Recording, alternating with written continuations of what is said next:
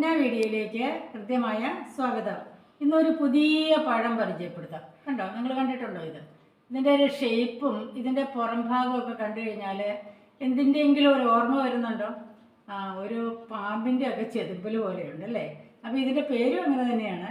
ഇതിൻ്റെ പേരാണ് പാമ്പ് പഴം, സ്നേക്ക് ഫ്രൂട്ട്. ഈ സ്നേക്ക് ഫ്രൂട്ട് ഒരു പനയിലാണ് ഉണ്ടാകുന്നത്, ഒരു തരം പനയിലാണ് ഉണ്ടാകുന്നത്. ഇത് നമ്മുടെ നാട്ടിൽ അത്ര സുലഭമല്ല, പക്ഷേ ഇന്തോനേഷ്യ, ബാലി മുതലായ സ്ഥലങ്ങളിലൊക്കെയാണ് ഇത് ധാരാളമായിട്ട് വളരുന്നത്.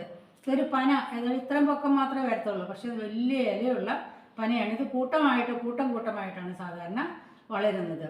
ഇതിൻ്റെ ഈ പുറന്തൊലി ഭയങ്കര ഹാർഡാണ്, പാമ്പിൻ്റെ പടം പോലെയാണ് ഇതിരിക്കുന്നത്. ഈ പുറന്തൊലി പൊളിച്ചു കഴിഞ്ഞാൽ അതാണ്ട് ചക്കപ്പഴത്തിൻ്റെയും ആപ്പിളിൻ്റെയും പേരിൻ്റെയും പേരക്കയുടെ ഒക്കെ കൂടെ സമ്മിശ്രമായൊരു രുചിയാണ് ഇതിന്.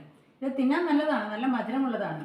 ഇത് കണ്ട്, ഇത് അതിൻ്റെ സീഡ്സാണ്. ഇത്രയും ഫ്രൂട്ട്സ് ഞാൻ തിന്നു. അപ്പോൾ ഇതിൻ്റെ സീഡ്സാണിത്. ഈ സീഡ് ഇവിടെ കിളുക്കുമെന്നറിയില്ല, ഏതായാലും ഒന്ന് പരീക്ഷിച്ച് നോക്കാം. ഇതിനകത്ത് ധാരാളം ആൻറ്റി ഓക്സിഡൻസ് ഉണ്ട്, ഫൈബേഴ്സൊക്കെ ഒരുപാടുള്ള നല്ലൊരു ഫ്രൂട്ടാണ്. ഇതിന് മധുര രുചിയാണ്, ഞാൻ പറഞ്ഞില്ല ചക്കപ്പഴത്തിൻ്റെ രുചിയാണെന്ന്. അപ്പോൾ ഇത് തിന്നുന്നത് നല്ലതാണ്, പക്ഷെ ഒരു ലിമിറ്റിലധികം തിന്നാൻ പാടില്ല. ഒരു ദിവസം ഒരു പഴമൊക്കെ തിന്നാവുള്ളൂ. അധികം തിന്നാൽ ഡൈജസ്റ്റീവ് പ്രശ്നം ഉണ്ടാകും, കാരണം ധാരാളം ഫൈബർ ഉള്ളത് കൊണ്ടാണ് ഇതങ്ങനെ തിന്നാൻ പാടില്ല എന്ന് പറയുന്നത്. പിന്നെ ഇത് ഹെൽത്തിന് നല്ലതാണ്. ഇത് തിന്നുമ്പോഴുണ്ടല്ലോ നമുക്ക് മറ്റ് അസുഖങ്ങളൊക്കെ വരാതെ ഒരു റെസിസ്റ്റൻസിന് നല്ലതാണ്. ഇതെങ്ങനെയാണ് തിന്നുന്നതെന്ന് പൊളിച്ച് ഞാൻ കാണിച്ചു തരാം. കണ്ടോ, നമ്മുടെ സ്നേക്ക് ഫ്രൂട്ട് അത് ഞാൻ കട്ട് ചെയ്തു. ഇതിൻ്റെ പുറം ഭാഗം കണ്ടോ, ഈ കളറാണ്. അകത്ത് ഇതാണ് ഈ ഫ്ലഷാണ് നമ്മൾ കഴിക്കുന്നത്. ഇത് എഡിബിളാണ്. ഇതിന് 3 സീഡുണ്ട്.